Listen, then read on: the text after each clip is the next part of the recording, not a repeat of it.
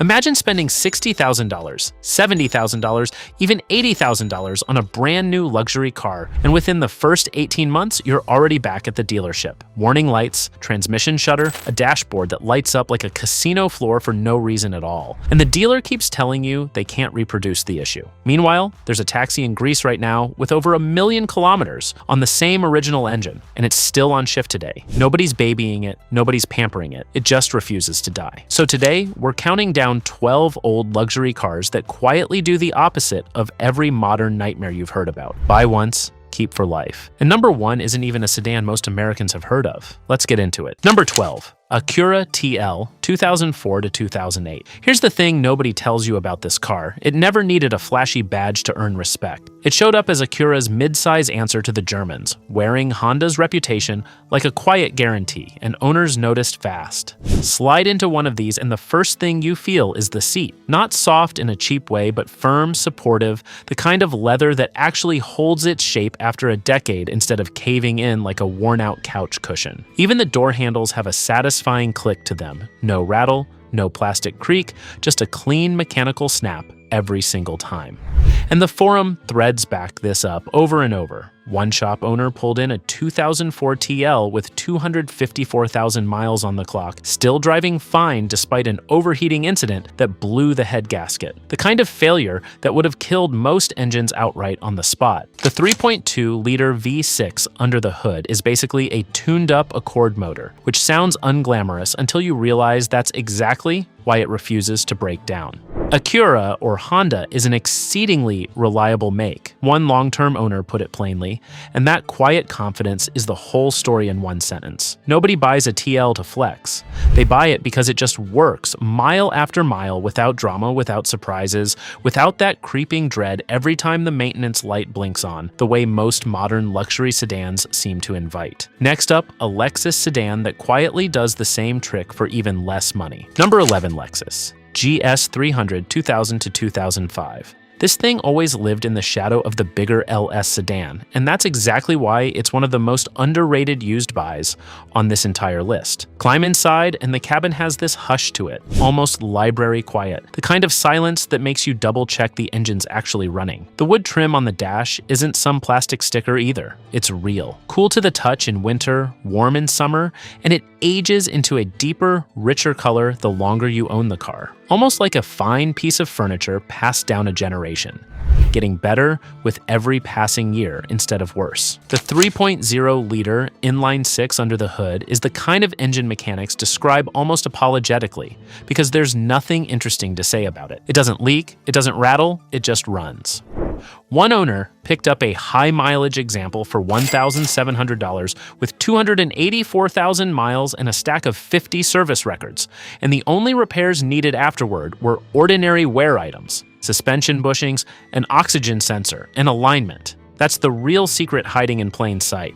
While badge chasers paid a premium for the bigger LS sedan, smart buyers quietly picked up the GS300 for less money and got nearly the same bulletproof drivetrain underneath the skin. No compromises included, no apologies needed, no second thoughts required at all. No buyer's remorse waiting down the road.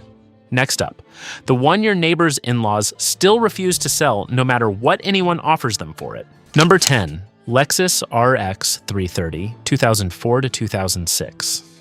Somewhere out there is a Lexus RX330 owned by a couple. Their own kids jokingly call the millionaire next door type, and the nickname has stuck for years. They flat out refuse to replace it no matter how many shiny new models roll past in the driveway every single year. Sit in one, and the first thing you notice is how thick the door feels when you shut it. Not loud, not tinny. Just a solid, expensive-sounding thunk, the kind that tells you something heavy and well-built just sealed you inside. The seats themselves are wide and flat, almost like furniture, the kind you sink into rather than perch on, the way a recliner welcomes you home after a long day at work. Owner forums describe these things bluntly as an anvil, with one example crossing 300,000 miles with nothing but a single weeping radiator seal in the first 125,000 miles of ownership.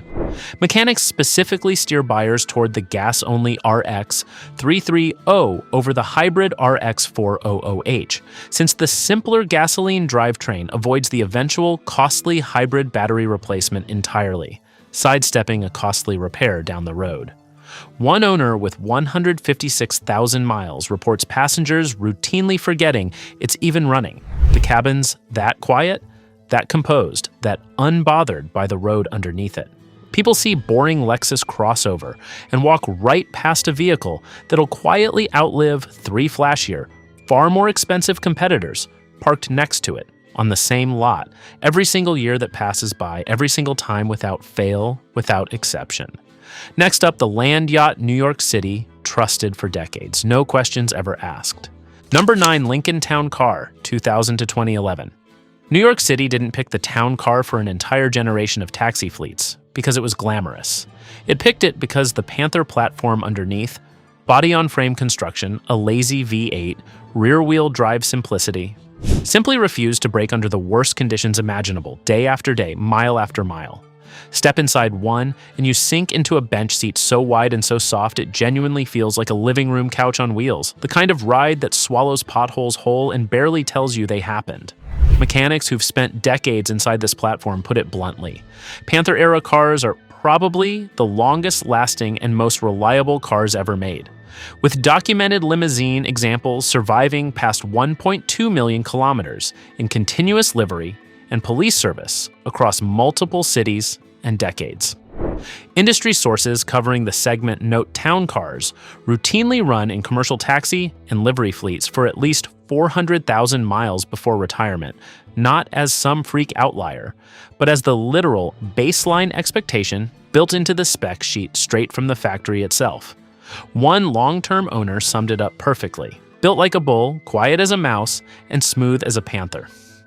There's something kind of beautiful about a car this unglamorous, outliving its flashier German rivals by 500,000 miles without even trying that hard at all.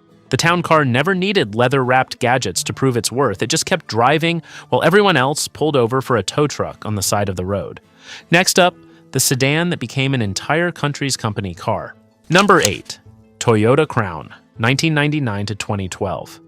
In Japan, the Crown isn't just a car, it's basically the national official uniform for taxi drivers, corporate executives, and government officials alike, all driving the exact same nameplate for entirely different reasons, decade after decade, generation after generation. Sales here have outpaced the BMW 7 Series by nearly 5 times and the Mercedes S-Class by triple, which says everything about which one Japan actually trusts long-term. The reason it earned that trust is brutally simple. The Crown was engineered from the ground up to handle taxi-grade abuse without ever complaining about it. Mile after mile, fare after fare, year after year, the S170 and S18 generations ran a tried-and-tested V6 lineup shared with other Toyota platforms, meaning parts stayed cheap, and mechanics never had to guess what was actually wrong under the hood after years of hard service. Decades of taxi fleet use across Japan turned utterly indestructible from a marketing line into a documented, lived-in fact, the kind of reputation you simply cannot buy. This is the ultimate old money flex hiding in plain sight, a sedan so quietly trusted by its own country that it outsold 2 of the most prestigious luxury badges on Earth combined, just by doing its job without complaint for 50 straight years, decade after decade, without fail, without fanfare, without ever once needing to explain itself. Next up, the German sedan that dodged its V8 siblings' headaches. Number 7. BMW 5, Series E60, 2004 to 2010. This generation has a reputation problem, and most of it isn't even deserved if you dig past the headlines. Yes, the V8 models and the early iDrive electronics can genuinely be a nightmare, but hidden inside the exact same chassis is one of the most underrated inline-6 BMWs ever built, if you know which engine code to actually shop for. Slide behind the wheel, and the steering still has that classic BMW heft to it, weighty and direct. the kind modern electric steering racks have spent years trying to fake, and the seat bolsters hug just enough to remind you this was still, underneath everything, a genuine driver's car. The N52 inline-six, found in the 528i and 530i, is widely regarded by specialists as arguably the best petrol engine BMW put in this entire generation. Quiet, smooth, and genuinely durable in a way the troubled V8 and early electronics never managed to be. Owners who stuck with the inline-six report the platform holding up well past 150,000 to 200,000 miles, with nothing more dramatic than routine suspension bushings and cooling system maintenance. Badge chasers paid extra for the V8 and ended up with a genuine money pit, while smart money quietly bought the cheaper six-cylinder version and got the actual reliable car underneath the exact same badge for thousands less, with none of the regret that follows a V8 owner around for years and years to come, decade after decade. Next up, a flagship Lexus with 628,000 miles already on the odometer. Number 6, Lexus LS430 2001 to 2006. When a 2001 Lexus LS430 rolled across the auction block at Cars and Bids with 628,000 miles already sitting on the odometer, most buyers would have scrolled right past it without a second glance. Instead, it sold for just $4,450, and the buyer's plan wasn't to flip it for profit. It was to keep driving it straight toward $1 million, one ordinary commute at a time with no plans of stopping anytime soon. Step inside an LS430, and the silence is almost eerie, the kind of hush where you can hear your own watch ticking on the wrist. Panel gaps so tight you'd swear the dashboard was carved from a single block of wood and leather. That's not an isolated story either. One owner's 2002 LS430 crossed 267,000 miles with zero major issues beyond routine fluids and a minor transmission seep that simply never got worse over time at all. Even Lexus's own predecessor, the LS400, has a documented example that crossed a full 1,000,000 miles on the original drivetrain. The 3UZ-FE 4.3-liter V8 underneath shares its DNA directly with that legendary engine family, and the only real complaint owner's voice is a weak factory audio system. A used 2006 LS430 averages around $11,540 today, and has actually appreciated year over year, while comparable German flagships from the same era are worth scrap value with half the mileage on the clock, sitting unsold on the very same lot week after week, month after month, year after frustrating year. Next up, the off-roader sharing its V8 with one of Toyota's toughest trucks ever built. Number 5, Lexus LX470 1998 to 2007. Toyota built the Land Cruiser 100 series with one explicit engineering target in mind from day one: survive the Australian outback without a single complaint, year after brutal year, decade after decade. Then Lexus took that exact same platform, wrapped it in leather, called it the LX470, and quietly created one of the most overlooked luxury cars ever sold in America. One owner's 2000 LX470 finally gave out at a staggering 394,000 miles, and the reaction wasn't anger, it was admiration. Proof that Lexus built something meant to outlast its own warranty by decades, by years longer than expected. Other owners routinely report crossing 300,000 to 500,000 miles with nothing but oil changes, a timing belt service, and the occasional suspension component to keep things running smoothly for the long haul. The 2UZ-FE 4.7-liter V8 underneath is the same heavy-duty cast-iron block engine found across multiple Toyota platforms, built around a planned 25-year service life from the very first day of design, decades before anyone called it a luxury vehicle. Resale values have actually climbed instead of depreciating. The smartest buy isn't the badge that depreciates the fastest. It's the one engineered from day one to survive a continent that tries to kill cars for sport, year after year, without a single complaint logged anywhere.